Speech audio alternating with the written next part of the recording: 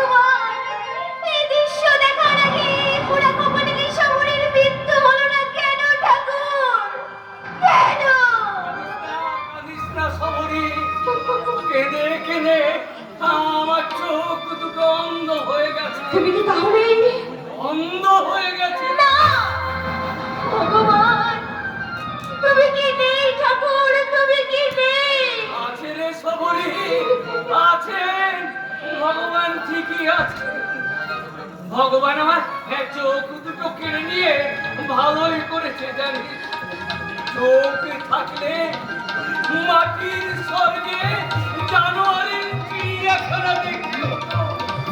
চোখ থাকলে তোর সোনার প্রতিমা কালি হয়ে যাওয়া দেখতে হতো। আছে, তার চেয়ে ভালোই হয়েছে ভগবান আমার চোখ দুটো কেড়ে নিয়ে দিন রাত আলো অন্ধকার না, সব একাকার করে দিয়ে। চুপ করো দাদা, চুপ করো। আমি যেন সহ্য করতে পারছি না দাদা। চোখ থাকলে তো আমিও পারতাম না রে। দাদা, ভালো নেই বাবা, ভালো নেই। তোর এই পুরা কপালের পিসিমা আজ তার স্বামীকে খেতে বসেছে। কেন এমন হলো বলতে পারিস শবরী? দাদা, জীবনে কোনো অন্যায় করিনি,